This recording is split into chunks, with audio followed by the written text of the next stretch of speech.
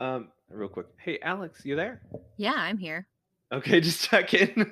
Hi, Alex. Hello. Sorry for being late. No one told me we were starting early. Adrian.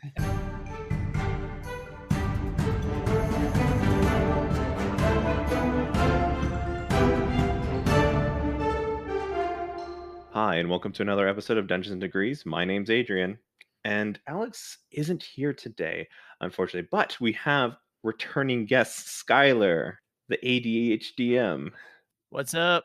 Formerly Skylar the Dungeonologist. Still Skylar. and our special guest, Mike Shea. Hello. Mike Shea, introduce yourself. Tell us a little bit about yourself. Oh, sure. So my name is Mike Shea. I am the writer for the website Flourish, author of the book Return of the Lazy Dungeon Master, plus a few other books.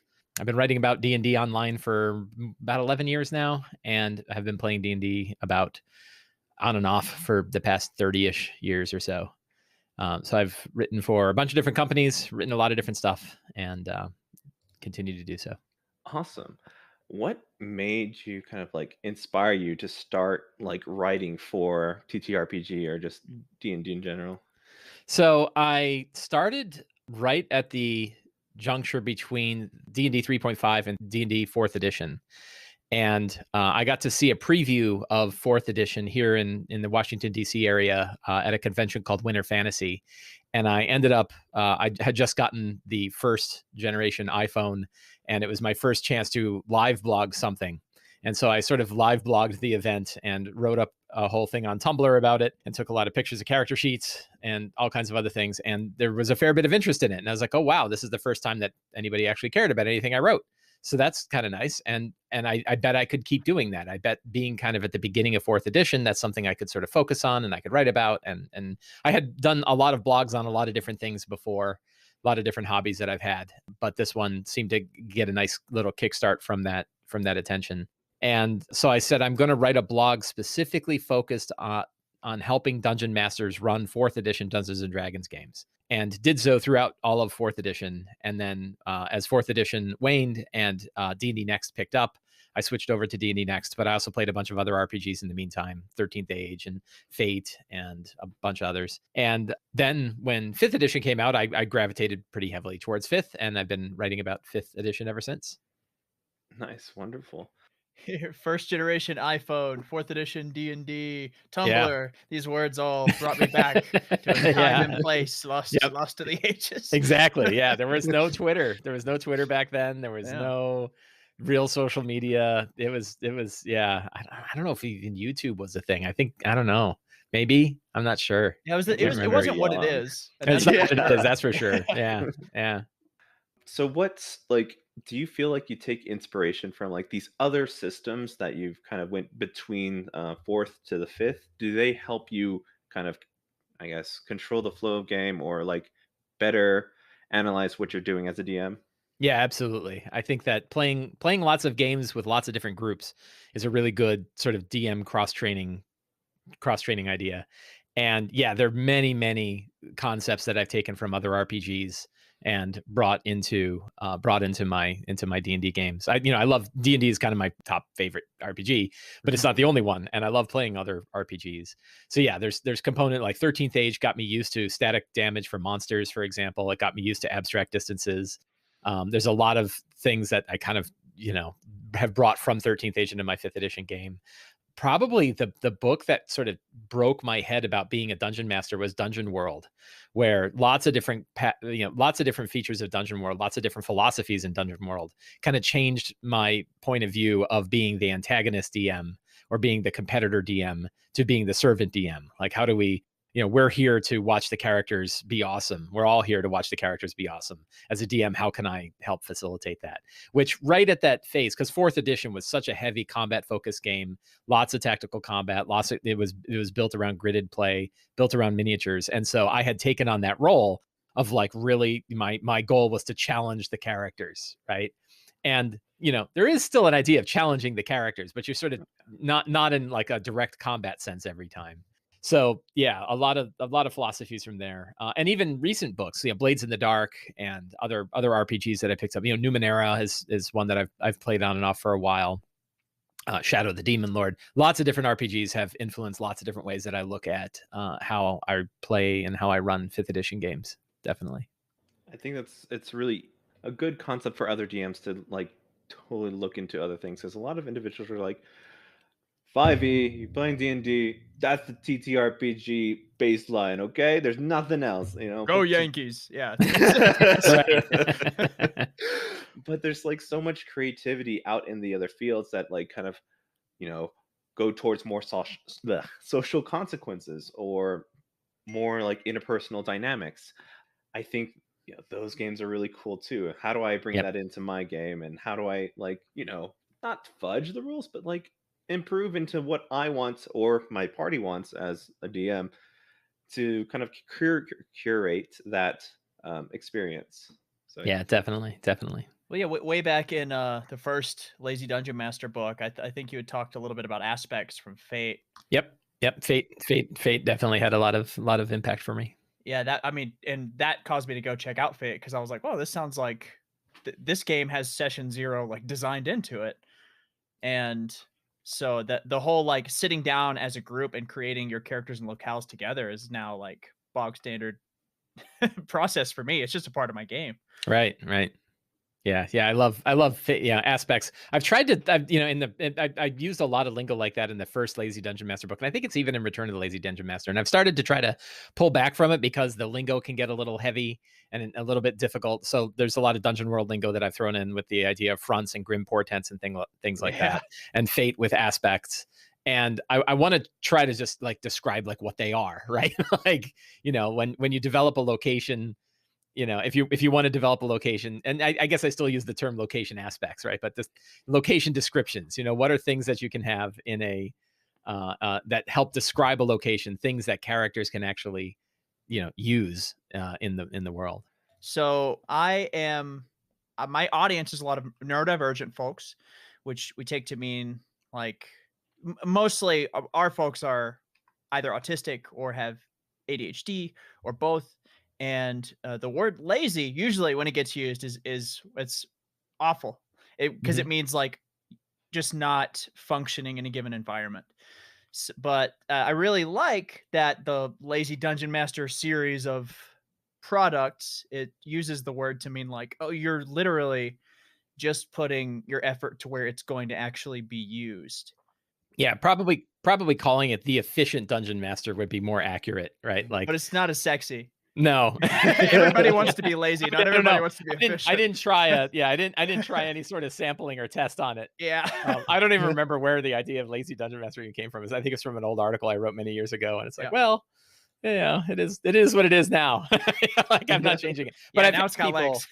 right, and I've had people get pretty upset, right? I've had critics who were, you know, pretty angry about the idea of being considered a lazy dungeon master. They hated the idea that that was a term. They hated the idea that, you know, that was something one would strive for. And really, it's about, you know, it's about efficiency, right? It's about putting the time and attention on the things that are going to matter most for the fun of the game and the fun of the group. So yeah, you know, it's not always lazy, but it is efficient, or it can be.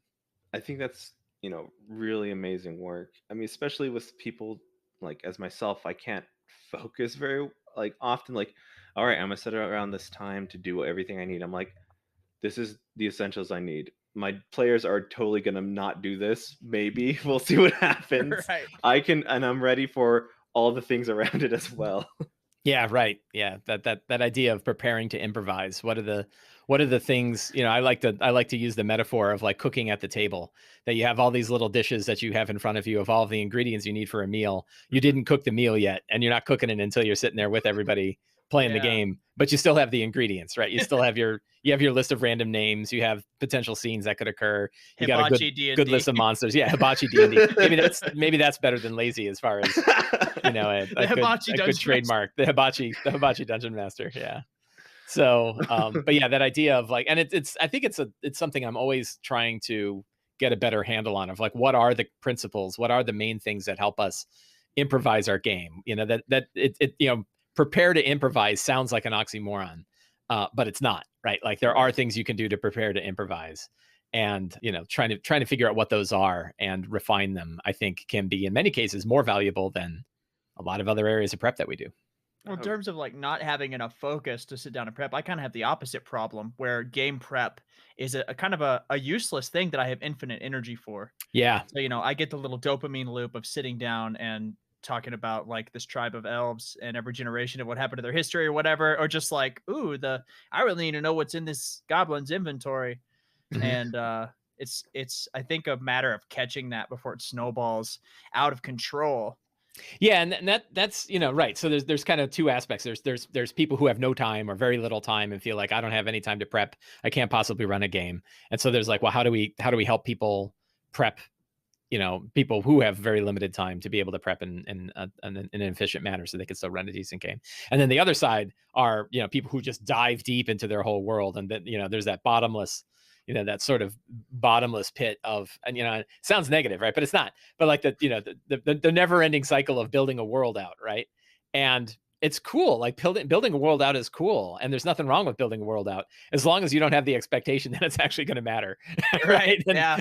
And that could be that could be a harsh reality. I've seen and read and heard from many DMs who talk about the idea of like, I spent all of this time on my world and my players don't care. And it's like, I bet you they didn't sign an agreement saying that they had to care when Yeah. you said you're going to write a 300-page campaign world, right? And it's like, and then there are people who get it, right? Where it's like, they Right. know they can spend the time to write out a big campaign world, and they know it's mostly for them. But for them, that can be that sort of preparing to improvise. It's like, if they really know their world, then they can drop lots of little, ideas into the game as the game is playing out. So yeah, there's kind of different ways to look at that. I totally understand that because I've made like 3 or 4 worlds, and I'm like, I'm so excited to play in this play, and then they're like, I think we're done with this campaign, and I'm like, wow, that I Yeah. know you don't know what I did, but wow, dude. Yeah. It can hurt.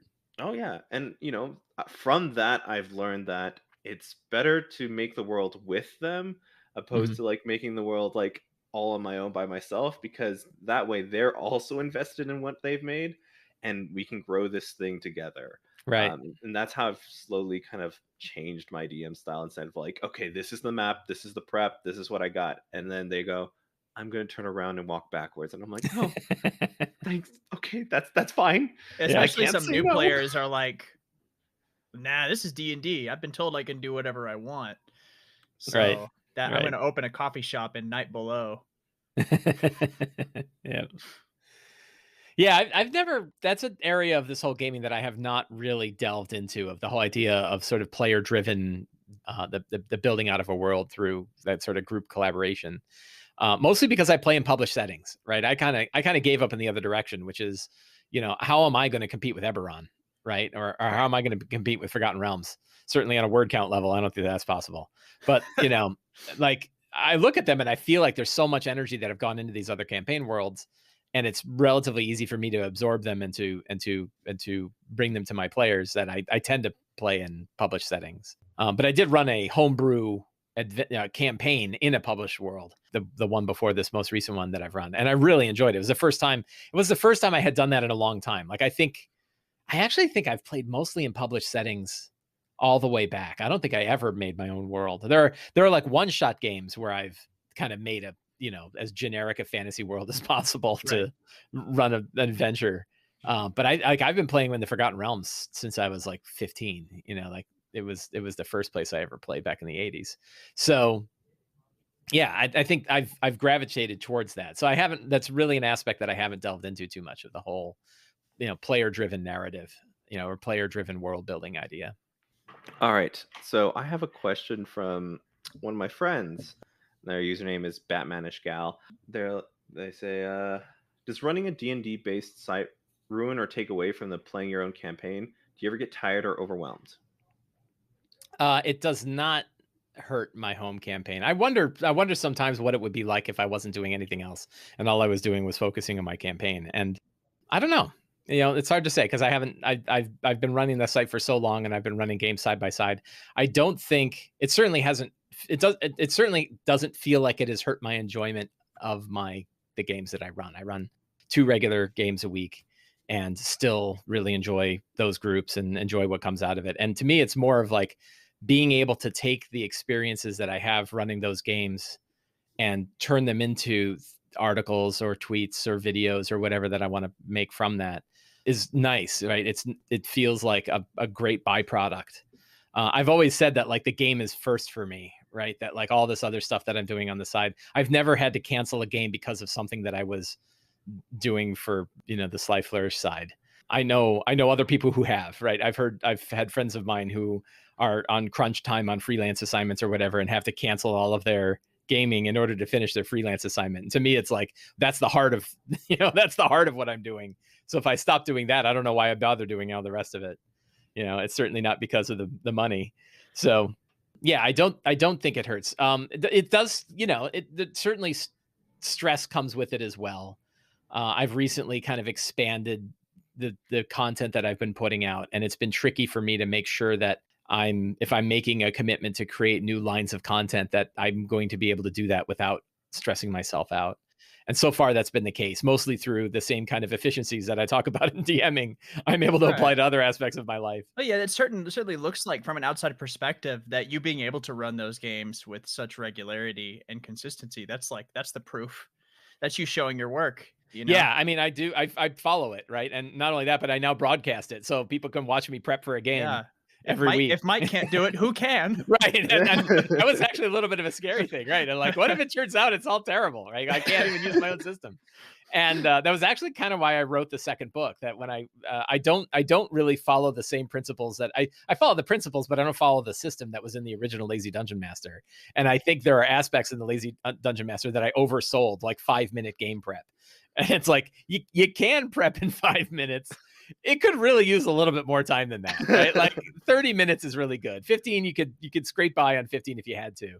5 is really hard, right? Like you better have a lot of stuff prepped already if you're going to do 5-minute prep. I've done it, right? I've had it where like I was super busy or whatever, and I have a game at 7 and like 6:50, I sit down and I'm like, what are we doing?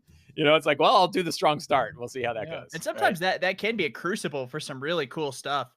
It can, yeah. It's like a pressure chamber, right? Yeah. You can really kind of find interesting ideas that come out of that. But generally 30 minutes ish. I do a show on Sundays where I go through my prep for my Sunday game, and that's an hour-long show. But I don't think the prep is the hour. Like a good piece of that is me just staring at the ceiling, pontificating with a bunch of people on Twitch about my feelings on adventure design and stuff like that. So the actual prep part is probably about a half hour if I really nailed it down. Gotcha. In my wise age, I've learned that just because you can doesn't mean you should. Yeah, sure. Right. Exactly. Right. Another question. During the pandemic, did you see an increase in user traffic for your content? Oh, that's a good question. I should look. I don't really pay attention. It's certainly since the pandemic, I would say yes, almost certainly. And certainly in sales and certainly in other areas. I don't know that it's causal, right? I know like my YouTube stuff has shot through the roof, but that's because I started putting out 4 videos a week. Right? And so that wasn't pandemic related. That was content related. Mm-hmm. I certainly have not seen anything that shows me that there was any dip in the hobby over that period of time. Something that, so it's really hard to draw a causal relationship between the pandemic and what happened with that and anything else that's been going on in my world. But I did take the opportunity. One thing that sort of happened is I knew there was no way I was not going to play D&D, right? And all my games were in person. I had 2 regular in-person games, usually about 10 games a month that were all in person. And I was going to move. I immediately said, I'm moving all these online. Like I've never played online before. I played like 3 times. Mm-hmm. So we're going to try. Right. And we did. And I kind of followed the same principles, which is like, give me the simplest tool that can do the job and I'll work out from there. So I didn't want a super complicated system. And I, very quickly went from 100% in person to 100% online. And now it's been 18 months and I really tried to take like a systematic approach so that I could document it and I could try it out and talk to people and get experiences from lots of people and figure it out and then write about it, because I was like, the other thing I feel is that this is a critical hobby, right? It's important to people. And especially if we're cut off like that, it's even more important that we try to find opportunities to get together with people. So I really felt that it was, it was important for me to be able to articulate that. And so I did. And so I did a video about how to use Discord for online gaming. I did, a video on Owlbear Rodeo, my favorite virtual tabletop. I did a bunch of articles for Sly Flourish, a bunch of other stuff. And those have been very popular. Like my Discord video on YouTube, it gets for me, a tremendous amount of views. And those articles on Sly Flourish have become some of the top articles that the site has. So I think people were definitely looking for advice on how the hell to get their games online during the pandemic. Awesome. How one of my Patreon subscribers said, principles or steps change when playing virtually. I guess essentially when you're setting up for prep, is there anything you've done differently because it's virtual? Yeah. Well, so one thing that sort of, again, it's not necessarily causal, but it sort of happened around the same time, is I used to keep track of all of my gaming notes. There were two places I kept track of my gaming notes. One was a physical notebook that I would carry around, mostly because I could go to work and I could write in meetings. And then the other was just text files, right? Like I would just write it up in text files and use that. And a friend of mine who I played with when we were in person told me about a application called Notion, right? And which is kind of like OneNote and Evernote and stuff like that. But she really, really liked it, and she was using it to keep track of our notes for the game that we were playing. And she would at the end of the campaign send me her Notion notebook for our campaign, and it was this really nice notebook. And I'm like, I really got to learn Notion. Like I got to figure this out. And I fell in love with Notion. And I then there was something else that I could sort of help people with, which was I built a D&D Lazy Dungeon Master Notion notebook that you can clone and then use for your own campaign. And it has a lot of really neat features. Like you can sort of make a card for every NPC or location or item. You can sort of build big databases of all of your info. And then your notes are links to all of these different pieces of the database. And so I've started using that a lot. That also became a very popular article and video in my world. And now I kind of can't live without it, right? It's just a nice way to do prep. I use it when I do my prep online, and people are always, I finally had to set up a macro because every time I'm writing in it, invariably, like every 5 minutes, somebody's like, wow, what tool are you using for your campaign development? And I'm like, Notion. It's the problem with Twitch, which is, it doesn't show you the history of the chat when you jump in, and some people are asking the same question. Yeah, the attention span of chat is very short. So the nice thing is I set up a little macro, which is exclamation mark Notion, gives you a little description with a link to go find out more. And now other people in chat know to fire that off, so I don't even have to think about it anymore, right? Like other people in the audience know to tell everybody else about Notion. Do you find yourself doing any analog prep? I try. So the weird bit is for 2 great, beautiful weeks, we played back in person again, and then Delta fired up, and now we're back to playing online again. But for those 2 weeks, I was like, I'm going to do an analog again. Like, this is going to be great. And I've also run one-on-one games with my wife. And so if we have a cancellation of a session or we find ourselves with an extra day, she and I have a campaign that we've been playing like on and off for a couple of years now. And I like to do that one in analog just because I enjoy doing it in analog, right? It's nice to get away from the system. But I'll tell you, a weird thing is like I have now become so dependent on digital tools that just make my life so much easier, which is not, hey, shocker. It turns out computers actually make parts of our lives easier, especially when it comes to like managing information. Like who would have thought that?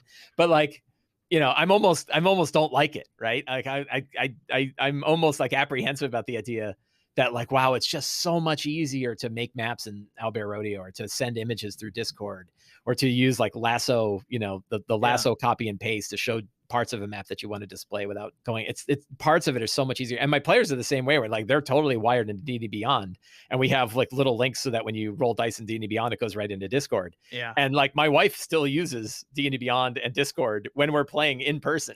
Right? It's like she just those tools are easy. So yeah, I miss analog play, and when I have the chances to, I still like to have the books in front of me. I still like to write out my notes in paper. I still like to roll real dice, just because I don't know. It feels the dice are such a big thing for so many people. Yeah, right. Yeah, there's this kind of Luddite ancestry to D&D, where it's like the graph paper is this mystical artifact, and you want to. I do a lot of analog prep because writing stuff down physically helps me remember it more than, and that's just part of my neural pathways. Yeah, and I spend too much money on pencils to not use them. Yep.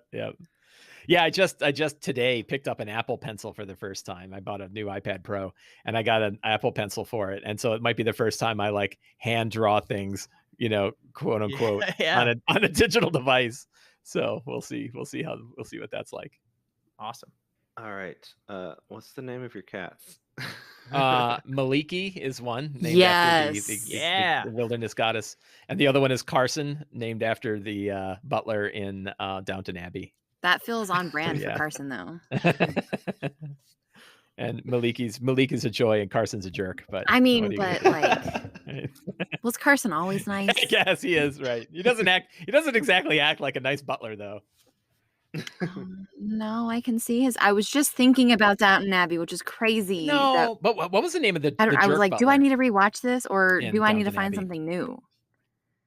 Oh man.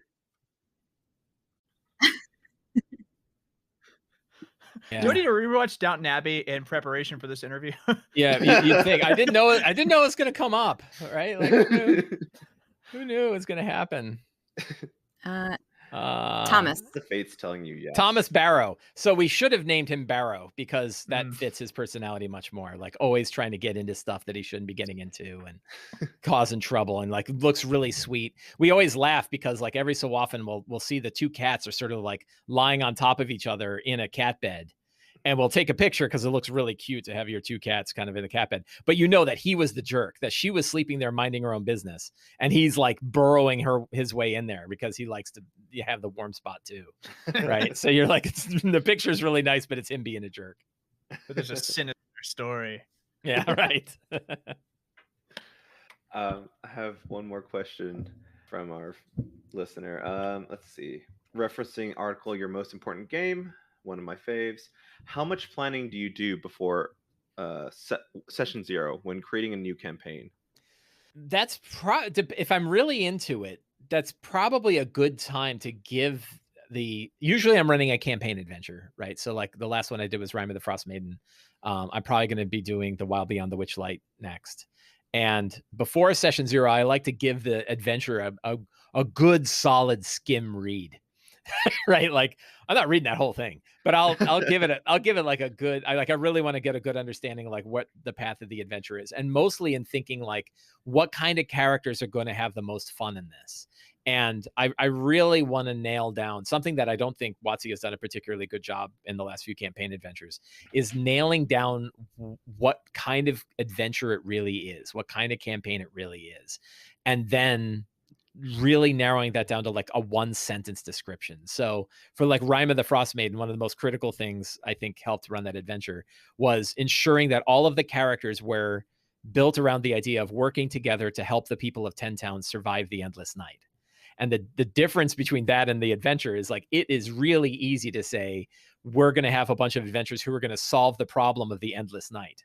And that doesn't work. And the reason it doesn't work is half of that book has nothing to do with the endless night, but it does have to do with helping people. So it took a good understanding of that adventure to make that to understand that, and then to make that clear, and then to wire it into a session 0 so that all of the players recognize, we're here to help the people of 10 Towns. That's our real goal. And that way, if you have quests where you're just running around doing a bunch of nonsense that has nothing to do with the endless night itself, you're like, as long as I'm helping people, I'm doing what I was meant to do. The same is true for like Descent into Avernus, right?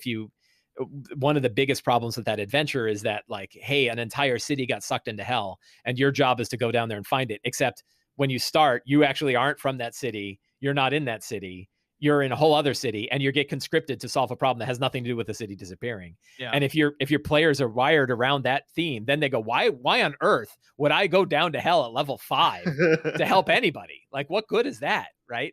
And so understanding that before I ran it meant that I could say, you and your companions are there to serve El Terrell, the Hell Riders, and Rhea Mantlemorn, like the main NPC, the main faction, and the city.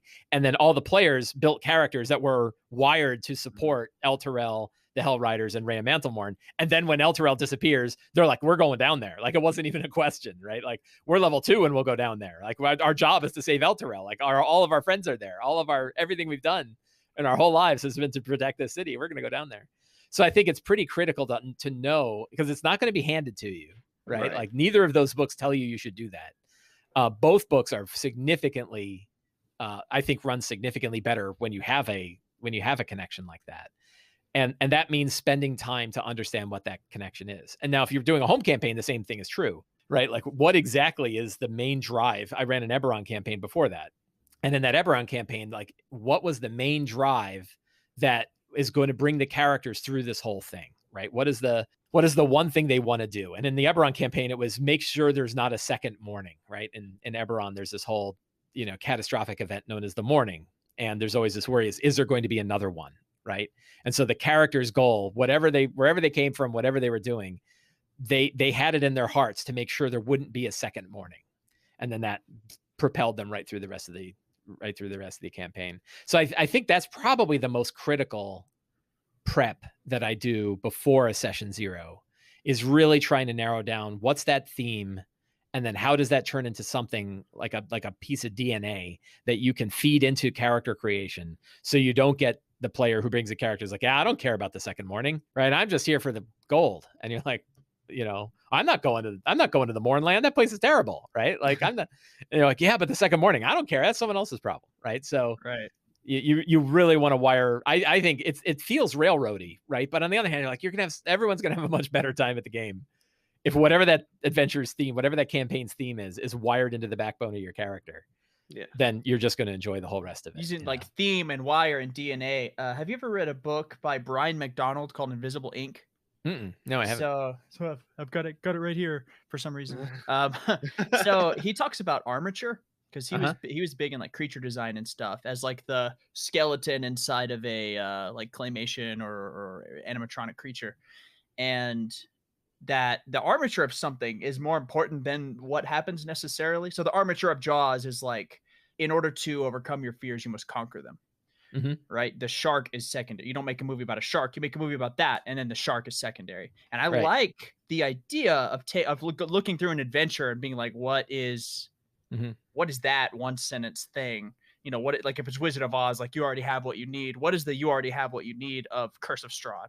Right. I mean, that's a little easier because there's like a vampire on the cover, and he's going to kill you if you don't kill him. Yeah, but it's same with like Rise of Tiamat. It's like stop Tiamat's rise. It's a really easy one sentence thing, right? Yeah, and the Curse of Strahd, right? Is a good, some of them are pretty easy, right? But like Storm King's Thunder is totally not. Right? Like Storm King's Thunder, it's like, I don't know what the hell's. I remember I had players that are like, we've been playing for 6 months. I have no idea what we're doing here. Right? Like, well, I have no idea. And that was kind of before I got into that idea of trying to understand what the theme is and wiring it in. And for that adventure is so all over the place. I don't know if there even is a great like one sentence theme other than like restore the ordning, I guess. But yeah, you could play that whole adventure and not do that. So I don't know. Yeah, it has more endings than Return of the King. Yeah, it really does. Yeah. Do you feel like there's a point in your like creative development when, kind of going into these campaigns or a homebrew campaign where you have to say like, I got to stop here before I go too far off? Because we kind of talked about like, creating so much. How do you know when it's time to like, okay, that's enough? Yeah. I don't have a good system for it. I don't have any. I recognize that. Right. And every so often, I think to me, it sometimes feels like a roller coaster where, a good piece of the campaign is the part where you're getting propelled up to the top of the thing. And then all of a sudden you sort of hit this down where it's like, it's all inertia at this point. And I remember like there was a moment when I had a lot of big ideas for what I wanted to do for my Eberron campaign. I knew I had two big, like I had like a part 1 and a part 2, and part 1 was going to be Sharn. And I wanted to have a whole bunch of like political intrigue in Sharn and a whole bunch of like sinister stuff going on, and very sort of, I really wanted to embrace everything that makes Eberron, right? So a lot of film noir, a lot of like, Cold War 1950s stuff. I really, the old Hitchcock movies, like Notorious, which is all about, anti-Nazi stuff right after the fall of the Third Reich, all this kind of fun stuff but basically it's all in one city, and it's dinner parties, and it's, weird things going on. And then part 2 was going to be the Mornland, right? So polar opposite. Instead of being upper crusty dinner parties on one side, now you're like exploring this nuclear wasteland, right? And I knew I wanted to do those two parts.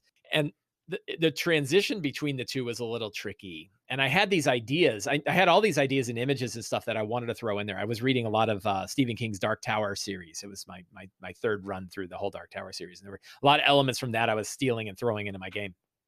And I remember at one point, I'm like, how am I going to get the characters on the West Coast? How am I going to get them all the way to the other side of the Mornland to Metrol so that they can go from Metrol to the city of Making? And then I was like, they don't need to go to Metrol. Like everything I had planned to do in Metrol, I can move to Eston, which they already were planning to go to. And now all the Metrol stuff goes to Eston. And now we've got one city instead of two. They're already headed there. And now then I felt like the railroad car went right down again. Right. It was like, I had this weird speed bump of like, why am I going to take them from point A to point B to point C? When it turns out I could just get rid of point B, right? And point C turns into point B, and now it's smooth again, right? And I feel that same way a bit with Rime of the Frost Maiden. Rime of the Frost Maiden is a very open-ended adventure. It's very sandboxy in its nature. There's a lot of stuff to do, and it took me forever to get out of chapter 1. Forever, right? Because it's a level. It goes from like levels 1 to 4, but it's got 13 quests, right? So you're like, that's and plus anything you add, and I added a bunch of stuff because, of course, make it your own, right? It's my own, so like now it's 16 quests, right, for 4 levels. And I remember finally we got out of chapter 1 and we were going to chapter 2, and then I realized, like, you know what? I'm just going to feed in the big seeds of the rest of the campaign, and now I feel like, and the characters just grabbed on, and now they're rolling with it, right? And it's like, there's a couple main arcs left, but all of the side stuff has now gone away. Like there's no reason for them to go to half the places in Icewind Dale because they know where to go and they know what they need to do. And now they are solving the Endless Night, right? They got past helping the villagers with their daily problems and got into, wait a minute, we actually think we can fix this. And now they're on that path, and the players like it, and I like it because that inertia is there. So yeah, awesome. It works out. But yeah, sometimes it's like finding that point and finding that place where the car goes over the top of the loop and starts just heading right down on inertia.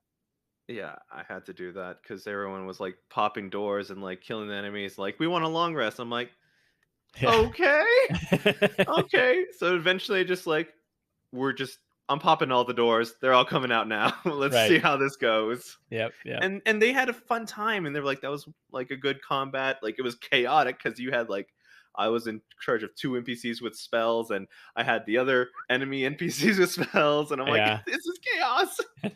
I'm playing a really beautiful game. I'm kind of excited to play it, which I haven't been excited to play a video game in a long time. It's been a weird year, and it's called Fantasian. Yeah, it's called Fantasian. It's on Apple Arcade. And it's made by the original creator of Final Fantasy, like the original Final Fantasy games. And one reason I really adore it is because it uses physical sets instead of digital 3D rendered sets, right? Like they made physical dioramas and took pictures of them and then put the characters in there. But one of the weird things it has is, instead of you do a bunch of random encounters and you're like, man, this is a lot of random encounters. Like, what a pain in the ass. But then you get a device that sucks up random encounters. And more and more of the random encounters are getting added to this device, but eventually you have to fight them, and you will fight them all at once. And it's like, and it gives you a counter of like how many guys in there. And you're like, there's like 17 guys in here. Like, no, I fight 3 normally. Right. And you're like, you got to activate and fight all 17 at once. That is so cool. It's a really neat mechanic. Right. And then like, you're like, so you buff yourself all up and you make sure you're full hit points. And you're like, okay, bring on all 17 guys. Right. And then you're like wailing them with fireballs and everything to try to cut them down. So yeah, it's that same idea of like, oh, let's open up all the doors. Like, you're in Castle Ravenloft. Everybody's coming. Right. Like, oh yeah. So yeah, that could be hard to handle, but could be a lot of fun. Oh yeah. They were like, Adrian, I didn't know how you did that. I'm like, I didn't know how I did that. I missed like 2 or 3 things that these guys were supposed to do. Yeah. But at this point, it doesn't matter. Yeah, right. A couple lizard men blinked out of existence. Yeah. Don't worry about it. I'm so terrible about remembering legendary stuff or legendary monsters. Right. Legendary resistance is pretty straightforward, but I have to keep a checklist in front of me of legendary actions, or I will forget to use them. Oh, I literally print them out like Magic the Gathering cards and hold them in my hand so that I can be like, he's going to use this turn. Yeah, my object permanence will not abide by having to look at the stat block. Yeah, no, I'm with you on that. Do you just tap them though? Like, that's the next level. Like, you can, right? That's a visual cue. Right, sure. Yeah, I do it with checkboxes. I have like a dry erase board in front of me, and I put like little lines, and I check them off one by one after I use them. And That way I don't forget legendary actions or other weird abilities. Yeah. All right. During this time of isolation, have you read a lot of books? Not as so the funny thing is I used to read a lot of books in the car, and as audiobooks. And Mhm. like I mentioned the Dark Tower series by King. I read that whole series in a year, right? It was 8 books, 8 ginormous books. Or I guess they start small and then get bigger as you go, and finish that off in a year. I've still been reading a lot. My wife and I now both read books together, and yeah, I'm reading one that I absolutely adore called Gideon the Ninth, which is just a a wild fantasy novel. And yeah, so I don't think I've been reading more than I normally do. Probably a little bit less, mostly because of audiobooks. Not having a commute meant less audiobooks. But Yeah. yeah, the Bobaverse science fiction novels I really love. Four of those, and yeah, there's a lot of awesome books out there. Awesome. Yeah, Glad to hear. Kings of the Wild and Bloody Rose, two really really awesome fantasy novels that I read last year that I loved. My Awesome, wife and I awesome. both loved them. Yeah. All right. Alex, you got any questions? This is fun. This is so much fun. Sorry. Is there anything that you do? I don't know if this was asked before, but maybe in 10 minutes it wasn't. Is there anything you ask your players? Because I know you mentioned, giving them just a general idea, but what do you do to, I guess, get your players started before session 0? Yeah, so like in a campaign, yeah. So I one thing that I find pretty critical is making a session 0 one sheet that I put together for every campaign. I've been doing it for about 5 or 6 campaigns now, and it's getting better every time. Like I'm refining it more every time. But I want to give them one sheet of paper that tells them everything that they need to know about the game. I mean, so before pre-session 0, I have conversations with each one of them one-on-one saying, hey, there's a new Feywild adventure that Wizards of the Coast is putting out called Wild Beyond the Witchlight. It's like carnival Fey stuff. How does that feel to you? And if they're like, yeah, that sounds cool, right? Then we're like, okay, good. They're in. And but I've had some where like I said, hey, how would you like to go delve down into hell? And like, yeah, not so much. And like, okay, another group will do that one, right? And so how about freezing to death? Yeah, no, that's cool. Okay, great. Freezing to death it is. So yeah, so I try to have conversations with them just to make sure, like, hey, are you interested in this at all? And generally speaking, most of my players are like, they're on board with just about anything, right? They're not real picky about like, I only want to play this kind of adventure. They're like, no, we'll try pretty much everything. And then I will distill down the campaign and try to understand what are its themes and what are the main things that like players need to understand or that their characters would know about this world. That's sort of like 6 things, right? If you look at some campaign source books, they have like 6 things about Eberron, or I was just reading the Southlands. I just got the Southlands campaign book in PDF today from Kobold Press, and it has like the 7 secrets of the Southlands, right? And it's great because it's like, yeah, it's a 300-page book, but you're going to tell me the main things in one page, right? Yeah, And here's your elevator pitch for the Southlands. Elevator pitch, Yeah. right? A little bit more an elevator, right? You got your 1-sentence description, and then you got like, but here are the main things, right? Yeah. And it helps me understand the campaign, but it also helps them just grab on because my players are busy, right? And I love them, but they are not going to spend the time that I'm spending to understand it. So for them, it's like, okay, I get it. There are ragged barbarian tribes, I'm good. So they don't, I want to give them enough that they have a good understanding of what the world is like and what kind of characters are going to have fun there. And then I usually like work with them as they have ideas. I really, for our session 0s, I try to have the group build their characters together. Right. I try to have like a real session 0 where they don't come in. It's really hard because as soon as you talk about a world, they've already got an idea for a character and they didn't build it with anybody else. Right. And so I try to like stop them from doing that, which is almost impossible, but get them to think about their characters in the context of the other players and the other characters that are there and in the theme of the world so that they don't have to force fit the wrong character concept into the group or into the world. So that that there are good and bad ways to do that. Saying like, hey, have 2 or 3 character concepts when you show up. So that you're not wedded to one of them before things get too settled. That can be really tricky. But yeah, a lot of time it's just trying to make sure that the kind of character they're building is the kind of character that's going to have fun in the campaign. When I'm doing like a political, when I did the Eberron one, It was like you want a character that isn't afraid of exploring a nuclear wasteland, but also can go to a dinner party, right? And so everybody should have some kind of trained skill in social interaction because you're, whatever it is, you do a little bit of that. You want to have some way to explore, and you definitely want to be, solid enough for a fight. And that works out. Like a lot of time you'll see characters that already sort of are wired into the themes of a campaign. That's great. That's awesome. I don't think I have yet to run a session 0. I usually just dropped everything. I'm slowly learning that it's very crucial to have this cohesion with that session 0.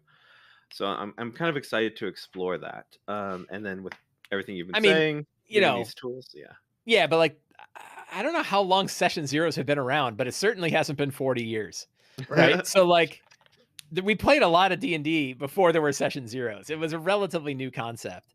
So we managed to do it without it. It does, like, now that I've done them, I can't imagine not doing them, right? It seems like one of these things that fits really well. But I certainly, I've run a lot of games that I would not say sucked, that didn't have session 0s. Right. So yeah, it's not a, I wouldn't say, I mean, for some, I think, is it mandatory? I don't know. I think it really, really helps. Yeah. And I think it's probably mandatory for me because it's my group and I'll do what I want. Right. But like, we're going to have a session where we talk about the game before we actually play the game. Right. Yeah. I did have an interesting session 0 and the whole group fell apart. So this is really all we did. Not to laugh. That sucks. I'm sorry. No, it's totally cool, I guess. But oh well. Stop making me sad. Yeah. The session 0 though, it was a good moment for us to sort of still role play together and have this, created story of like basically an accelerated version of how we all met. But really like, okay, so these are generally the things and events that happened. So what happened in this moment? And like, then they explain that one moment. Like, was it good? Was it bad? And then they can quickly roll. And it's just sort of a quick, like, oh, I can do this. And then like, we could have, as a group, done this. So it was really cool. I really would like to play with that DM again, but life would also be nice to not get in the way. Yeah, sure. Yeah, there's a lot of interesting ways. That whole idea of like, how do you build group cohesion? There's a lot of different approaches to it. And I've tried a lot of different approaches over the years. When I first played Fiasco, I was like, man, Fiasco, talk about another game that, can kind of influence how I do things in D&D. It's totally not a D&D game, but Fiasco has a lot of really interesting ideas. Fiasco is, if you haven't seen it or played it, is a very, very, it's like a party game practically.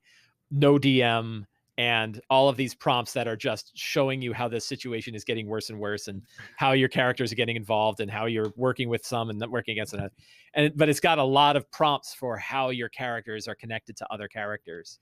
And I've played a lot over the years. I think even back to my 4th edition days, played a lot with like how, when you bring a bunch of people together, how do you define the connections that exist between the characters before they've ever met, before the players have ever had them introduced to one another, and do so in a way that isn't like you all show up at a bar to take a job, right? Yeah. And I've tried a bunch of different approaches, and I think the one I like the best, I in Return to the Lazy Dungeon Master, offer a few. I think I offer at least 2. And but the one that seems to have boiled down to be the laziest approach, which I'm always interested in, is the group patron, right? That like, if you think about the idea of like, okay, so every character has like a connection to another character. Like, I'm that person's mentor, or, me and that other character both served in the war together, or I got this person out of, getting executed, or whatever. You end up building this really big network of connections that kind of disappear as soon as they all start playing together in the game, right? So you spend a lot of time on it, and then it turns out like, I don't care, right? Like, it's now far more interesting that we both fought this gnoll because we actually did that, right? Than this other weird backstory we had. So I think, and I think Wizards of the Coast kind of gravitated towards this too. They talk about it a lot in Tasha's, which is the group patron. That like, if all you have is a connection to whoever this one central hub is, you have a lot fewer interconnections between all the characters because they all have a connection to one character. So I mentioned like Rhea Mantlemorn in Descent into Avernus, right? She's a paladin for the Hell Riders and a big ardent supporter of Elturel. And the question to all the players was, how are you, here's who Rhea Mantlemorn is. How are you all connected to her? Did you serve with her? Are you, did she rescue you from a situation? What is your connection to her? And then everybody had that connection, and that's what sort of got them to gravitate around this one NPC. And that made it pretty easy to then use that NPC to kind of draw them into the rest of the adventure. So Gotcha. so that worked. Yeah, it worked well. Awesome. That's some good info. How would you translate that to like something like a one shot? You can still do it in a one shot. A one shot. It's interesting. I'm working on a new book, and today I wrote a page in that book about how to do one shots. So good Looking question. forward to it. Yeah, me too.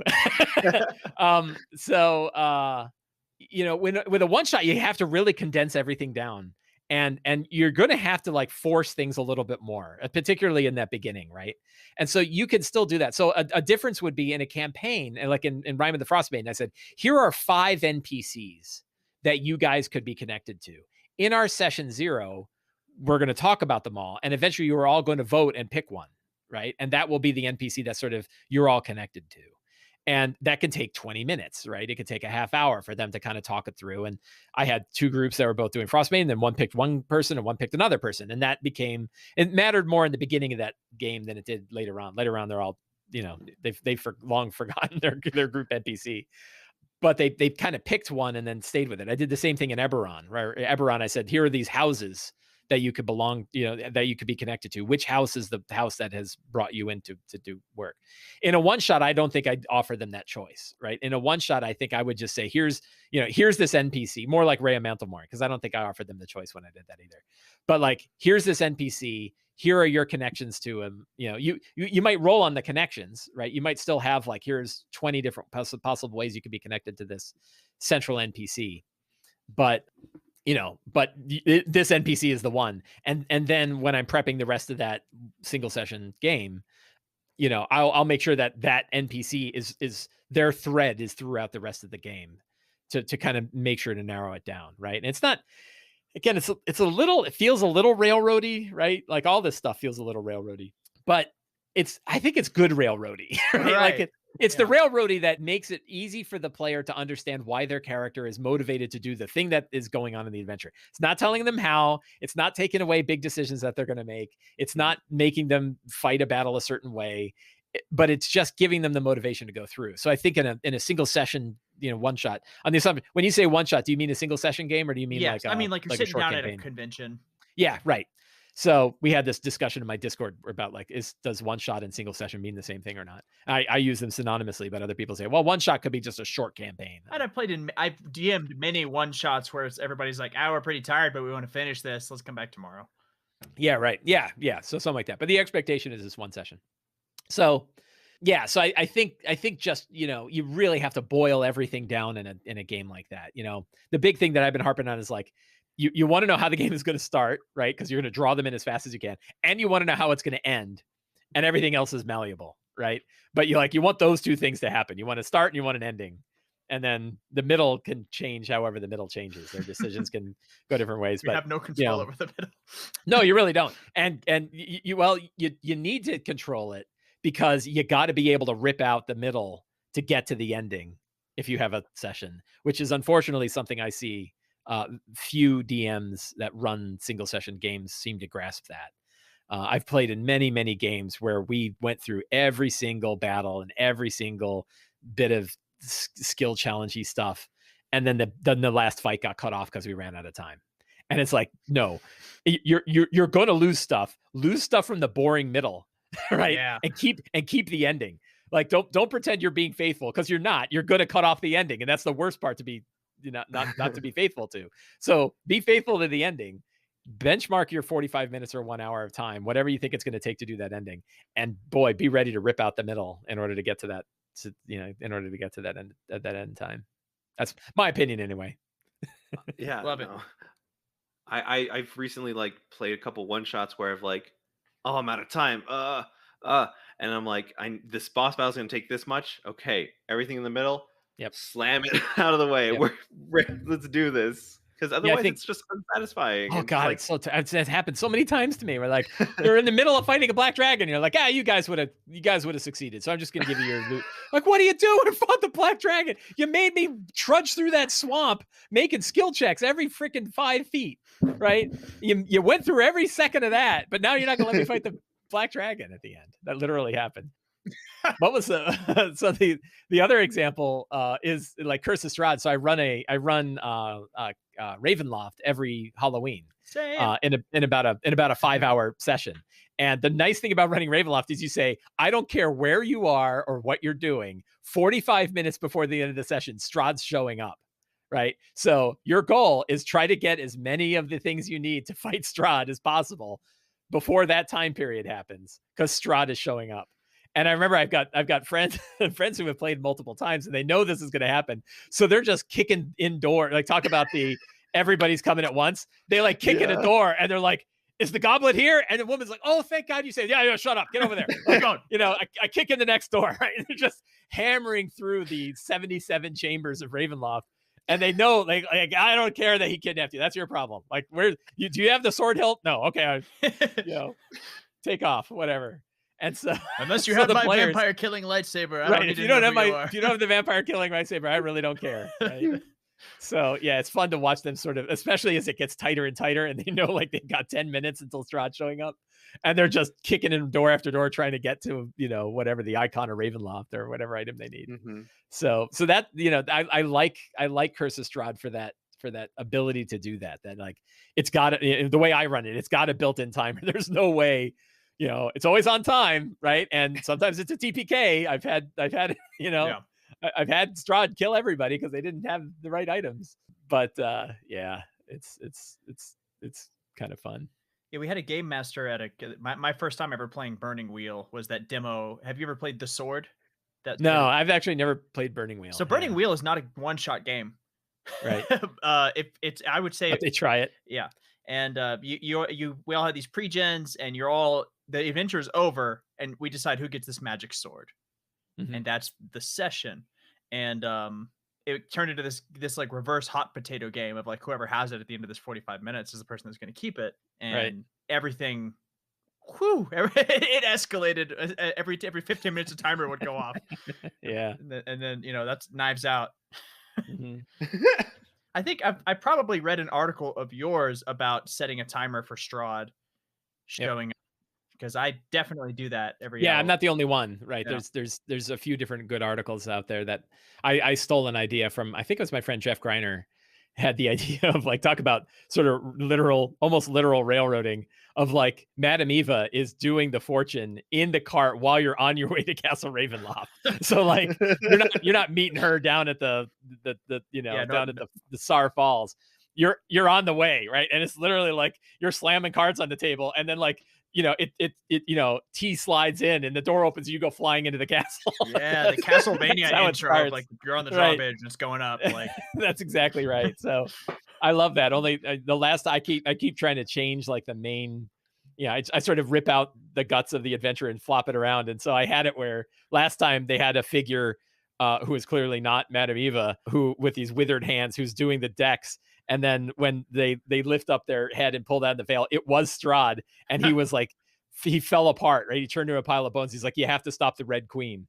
And it turned out Irina is now the new Strahd, and she's the one that you're having to defeat, So I always try to like, who are the main players and change them out and flip them back and forth. So what if Strahd was, Madame Eva, and what if Irina was Strahd, and fun stuff like that. Yeah. I'm writing that down. Yeah, that's was a fun awesome. one. Yeah. All right. Any last questions? We hit the hour mark. Alex? Nope, I'm good. Skylar? The same question I ask everyone. What kind of analog game prep supplies do you like? Analog supplies. Well, I've carried a Moleskine notebook for like 20 years. So I still use that to jot down notes. I've got a nice I guess so tools that I love. Obviously 3x5 cards, right? I always have 3x5 cards like within arm's reach wherever I sit. Fantastic. Probably the most useful DM tool you can get. And certainly for the money, right? Like I to do it. I draw maps on them. I give secret notes. I turn them into initiative cards. There's a million things you can do with 3x5 cards. So I love those.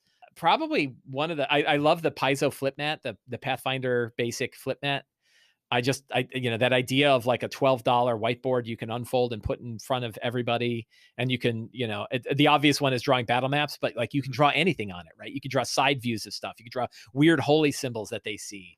It's just a great way to just have something in front of you. You can draw anything on and then erase it and put it away. And it's like the size of a manila folder, right? It's no space at all. I also have a big acrylic sheet, a 24 by 36 inch acrylic sheet that I bought at Home Depot for like $30 that sits on my dining room table, and I can slide maps underneath it.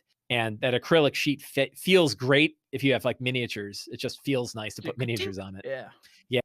Just slides nicely, and it flattens all the maps out. So there's no weird creases in the maps.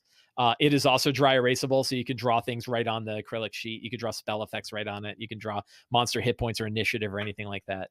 So I bought that sheet like probably 15 years ago, and I've that's like been the best $30 I ever spent. I learned how to make little tokens for monsters. So I have like a million miniatures in my house, right? I've been collecting miniatures for like 2 decades, but I've really come to like GameIcons.net is the website. They have like a bunch of different icons that you can use. And I put together a single page PDF of monster tokens, 4 different kinds of monster tokens, plus a few boss ones that can pretty much represent any monster that you could put in D&D. And they all have letters on them. So you have, instead of numbers, you can kind of tell which one is which. And what I like to do is I like to ask the player to describe a characteristic of that monster that starts with that letter. Right. So, that way they have a in-game descriptor for a monster that has a letter on the table. So we know exactly which one goes with which descriptor. It's a good way to tie the story and the physical stuff together. The nice thing about those is I think like all of the materials to build probably 4 sets cost about $30. And you get these really nice, like magnetic bottom, epoxy topped tokens that work really well. So I like those, and I like giving them out to other DMs that I play with. What else? Is there any other analog tools? I've got my, everybody's got their set of lucky dice, and I've got my set of lucky dice. But yeah, I guess that's about it. I think those are sort of my favorite tools. I like to have like a laminated cheat sheet. So I put together like, the most common things I need to remember about 5th edition that I always forget, like what skill goes with what attribute is something I'll never remember. Yeah. And so I have like a sheet with that and a bunch of random names on it. And I printed it out on like copper resume paper, so it looks kind of rustic, and then laminated it so I can actually dry erase on that too. And I made a bunch of those, and I stick them in like every DM kit I have. So if I don't want to pull out a whole flip mat, I can still flip that over and draw a map on it and show it to people. And then on the other side, I have all these like little improv resources that I need to run my game. We talked about dice, and the algorithm gods have shown me another Kickstarter that I absolutely do not need, but highly considered it. Somebody has designed this beautiful Christmas tree dice set. So like each set of, or each, part of the tree is a different die that you would have rolled. A big Christmas tree? It's like a palm-sized Christmas tree, but like each tier of it is a different sided die. Oh yeah, look at that. Yeah. Metal Christmas tree dice. Man, So I'm already like a dice stacker during my turn. Yep. That would take it to a whole nother. right? Yeah. That would be like putting it. Could you just like imagine putting it on the top of a whole pile? Okay, look. That's your tree All, topper. all I'm saying is if anybody is looking for a Christmas present to get a stranger on the internet, or any of y'all, Skylar, Adrian, I guess Mike, I don't quite know you, but that's okay. I would not say no. I would not. I am a teacher, so $65 for one set of dice seems a little outrageous, but they look so cool, and I love Christmas so much. They are very funded. They're very funded. Very funded. Yeah. All right. Yeah. Let's where can we find you, and what do you have anything to plug? No, I guess in 2 months, you'd think I would know better. I think in 2 months, I'm launching a new Kickstarter for my next book, which is called The Lazy DM's Companion. It's going to be the third of the Lazy DM books, kind of the fourth, but really the third, like Return of the Lazy Dungeon Master, the Lazy DM's Workbook, and the Lazy DM's Companion. And the Companion is a mixture of one-page guidelines and sources for inspiration to help you build your D&D adventures and campaigns. So it's got lots and lots and lots of random tables that are built around specific themes to help you generate adventures or campaign ideas. And then lots of like one-page guides to help kind of shave off the hard parts of 5e. So how would you run a battle with 500 monsters on one side? There's a guideline for that. Or how do you, what's the best way to run one-shot games, right? And, what are some good principles for running one-shot games? How do you run an effective session zero? What are some good safety tools? All different kinds of things that you don't find in the typical books are all in this new book. So the Kickstarter is launching just at the end of September, and the book will probably be out next year. All right. And you can find everything else I do on slyflourish.com. All my other stuff is linked off of that site. All right, Skylar, where we can find you? What do you got to plug? I am Skylar, the ADHDM, and if you look up the ADHDM, that's my YouTube channel. That's my Instagram. That's my Patreon, and I don't really have anything to plug right now other than I'm trying to make a video a week for 60 weeks so that I can trick myself into forming a habit. And does it take 60 weeks to form a habit? For me to that's sort of I take every dial when I'm trying to get something done, and I crank it to the extreme, so I don't get so that whatever areas I fall off on, there's like room for error. It's like setting your watch fast, like your watch is fast, but you'll look at it and be like, oh, I'm gonna be late. Yeah. That's probably how long it's gonna take me to form that habit.